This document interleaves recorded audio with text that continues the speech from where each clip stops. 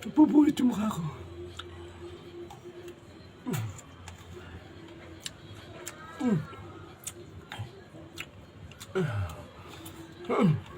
Ayun. Asim.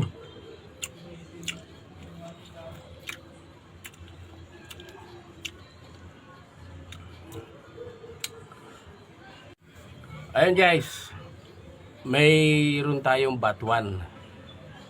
Ewan ko kung anong tawag dito sa iba. Sa amin to kasi ang tawag dito is bilukaw.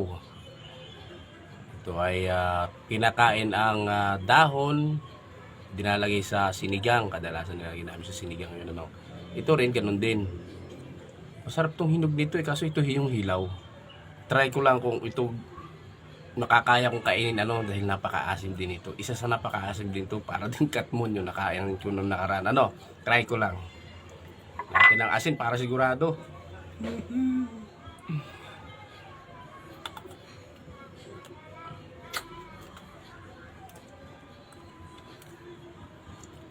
Ang asim.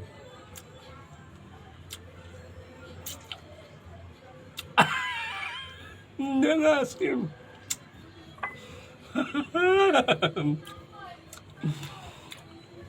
Ang asim.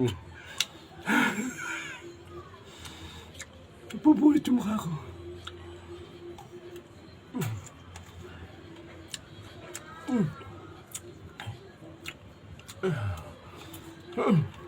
Ayun.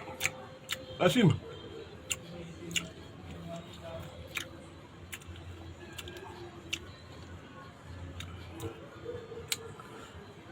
Mas maasim pa yata ito doon sa katmon. Yung katmon, sa akin parang normal yun. Kahit yung pagkagat mo maasim, pag sa susunod hindi nagaano. Ito, continuous yung asim. Ang mahal na ito.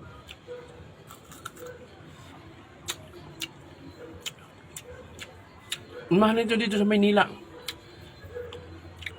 Parang 600 ang kilo. Hindi 60 ang kilo eh. Basta na pakita pag hindi 300, 600. Basta man napakamahal. Kaya ito isang piraso nito. Alam niyo kung magkano ito isang piraso nito? Pumapatak 5 piso. O 6 pesos.